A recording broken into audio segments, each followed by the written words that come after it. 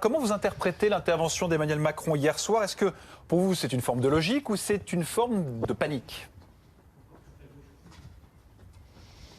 Bonjour. Je crois que votre réponse est dans la question. Emmanuel Macron voit bien la situation, c'est qu'il n'y a pas de dynamique en marche lors de ces élections européennes et on le comprend. Écoutez, ça fait maintenant 6 mois qu'on a un mouvement de contestation populaire important dans ce pays, qui a des revendications claires de justice sociale et fiscale, de plus de démocratie. Beaucoup auraient souhaité d'ailleurs qu'à l'issue du grand débat, qui n'avait de grand en réalité que le nom, il y ait une consultation populaire. Emmanuel Macron a balayé tout ça d'un revers de la main, ne voulant même pas du référendum d'initiative citoyenne.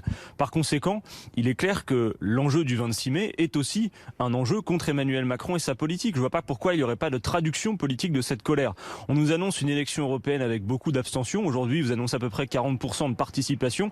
Moi, je lance un appel à toutes celles et ceux qui, à cette heure, soit ne sont pas au courant qu'il y a une élection le 26 mai, soit auraient l'intention de s'abstenir. En vous abstenant, vous faites un cadeau à Emmanuel Macron qu'il ne mérite pas. Donc précisément, il faut que le 26 mai, nous soyons nombreux à prendre le chemin des urnes, à exprimer clairement ce que nous voulons. Nous, ça fait 8 mois avec la France Insoumise que nous sommes en campagne. Nous avons une belle liste emmenée par Manon Aubry, avec des figures syndicalistes, associatives, une belle liste à l'image de ce pays. Et nous portons surtout un projet clair de rupture qui consiste à dire: on ne peut pas continuer dans ce cadre précis des traités européens qui organisent la concurrence entre tous et qui nous empêchent surtout de nous hisser à la hauteur des enjeux. Vous savez, aujourd'hui, on est le 8 mai.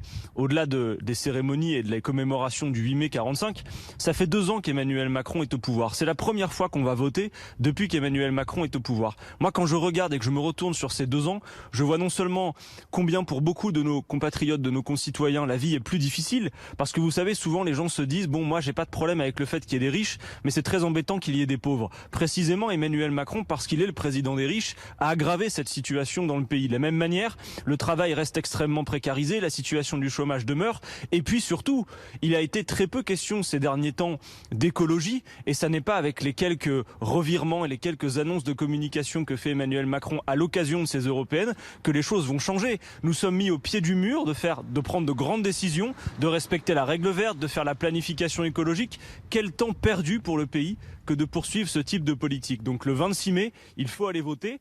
Et la meilleure manière de déjouer le piège du duo entre M. Macron et Mme Le Pen qui est d'ailleurs sa seule chance de survie politique, disons les choses, Emmanuel Macron a besoin d'être face à Marine Le Pen pour pouvoir pérenniser sa situation politique. Eh bien ce piège, il s'agit de le déjouer. Et le 26 mai, c'est une étape de ce moment de contestation populaire. Et le bulletin de vote efficace pour déjouer ce piège, c'est évidemment celui de la France Insoumise avec Manon Aubry. On vous entend bien, Adrien Quatennens, mais dans les sondages, vous êtes toujours à 8%. Cette idée de référendum anti-Macron, c'est justement au Rassemblement national qui, aujourd'hui, elle profite.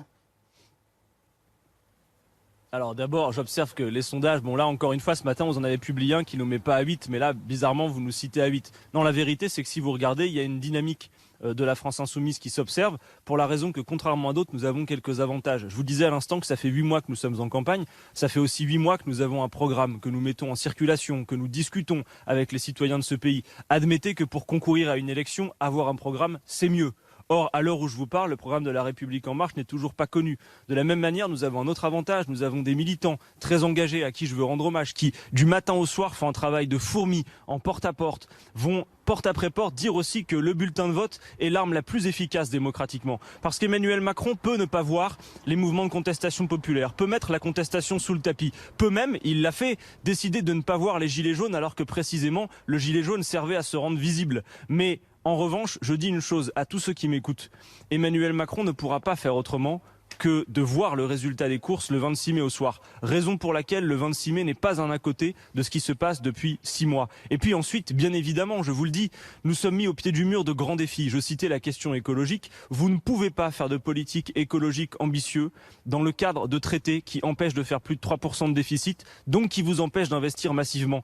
Pensez bien que la France, à cette heure, a tous les atouts pour être à la tête, pour ouvrir la voie d'une grande bifurcation salutaire. On pourrait faire la transition énergétique, on pourrait être les pionniers, on pourrait faire la transition agricole. Les techniques existent, voilà. C'est un temps perdu conséquent. 2 ans de Macron, c'est déjà trop. Il faut maintenant préparer la suite et le 26 mai devrait le permettre.